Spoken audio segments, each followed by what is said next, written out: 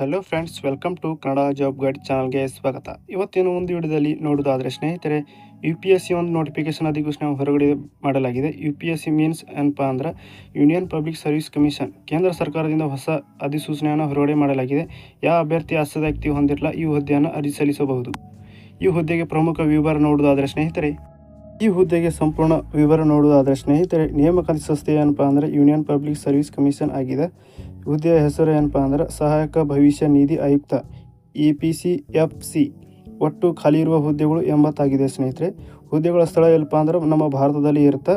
ಯಾವ ಅಭ್ಯರ್ಥಿ ಆಸಕ್ತಿ ಹೊಂದಿರಲ್ಲ ಈ ಹುದ್ದೆಯನ್ನು ಅರ್ಜಿ ಸಲ್ಲಿಸಬಹುದು. ವೆಬ್ಸೈಟ್ ಓದಿಕೊಂಡು ತದನಂತರ ಈ ಅಪ್ಲಿಕೇಶನ್ ಹಾಕಿ. ಸ್ನೇಹಿತರೆ, ಈ ಹುದ್ದೆಗೆ ಅರ್ಹತೆ ಮತ್ತು ವಯೋಮಿತಿ ನೋಡುವುದಾದರೆ ಶೈಕ್ಷಣಿಕ ಅರ್ಹತೆ ಏನು ಇರಬೇಕಪ್ಪ ಅಂದ್ರೆ ಮಾನ್ಯತೆ ಪಡೆದ ವಿಶ್ವವಿದ್ಯಾಲಯ ಅಥವಾ ಮಂಡಳಿಯಿಂದ ಯಾವುದೇ ವಿಷಯದಲ್ಲಿ ಪದವಿ, ಡಿಗ್ರಿ ಅಥವಾ ಪೂರ್ಣಗೊಳಿಸಿರಬೇಕು.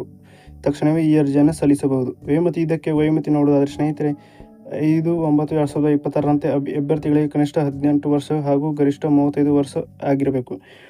ಈ ಹುದ್ದೆಗೆ ಪ್ರಮುಖ ವಯೋಮಿತಿ ಸಡಿಲಿಕೆ ಏನಪ್ಪ ಅಂದ್ರೆ OBC ಅಭ್ಯರ್ಥಿಗಳಿಗೆ 3 ವರ್ಷ ಇರುತ್ತೆ, SC/ST ಅಭ್ಯರ್ಥಿಗಳಿಗೆ 5 ವರ್ಷ ಇರುತ್ತೆ ಹಾಗೂ PWD ಅಭ್ಯರ್ಥಿಗಳಿಗೆ 10 ವರ್ಷ ವಯೋಮಿತಿ ಸಡಿಲಿಕೆ ಇರುತ್ತದೆ.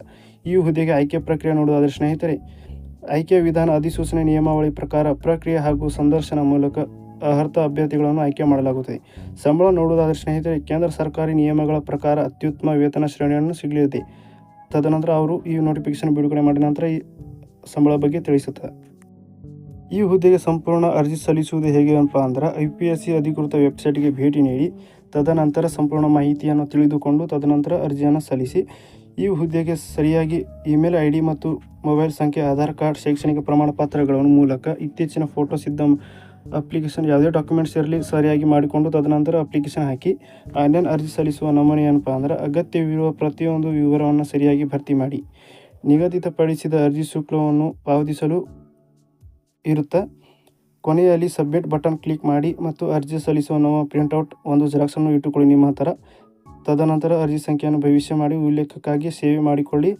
ಈ ಹುದ್ದೆಗೆ ಪ್ರಮುಖ ದಿನಾಂಕಗಳನ್ನು ನೋಡುವುದಾದರೆ ಸ್ನೇಹಿತರೆ, ಆನ್ಲೈನ್ ಅರ್ಜಿ ಆರಂಭ ದಿನಾಂಕ 22/8/2026. ಅರ್ಜಿ ಸಲ್ಲಿಸುವ ಕೊನೆಯ ದಿನಾಂಕ 11/9/2026. ಈ ವಿಡಿಯೋವನ್ನು ಕೊನೆಯವರೆಗೆ ನೋಡಿದಂಥ ನನ್ನ ಎಲ್ಲ ಸ್ನೇಹಿತರಿಗೆ ಧನ್ಯವಾದ. ಈ ವಿಡಿಯೋ ನಿಮಗೆ ಇಷ್ಟವಾದರೆ ಲೈಕ್ ಮಾಡಿ ಹಾಗೂ ಶೇರ್ ಮಾಡಿ. ನಿಮ್ಮ ಫ್ರೆಂಡ್ಸ್ ಜೊತೆಗೆ ಲಿಂಕನ್ನು ಕಳುಹಿಸಿ. ಇಂತಹ ಮಾಹಿತಿ ಉಪಯುಕ್ತವಾಗಿದ್ದರೆ ನಮ್ಮ ಚಾನಲನ್ನು ಸಬ್ಸ್ಕ್ರೈಬ್ ಮಾಡಿಕೊಳ್ಳಿ ಅಂತ ಹೇಳ್ತೀನಿ.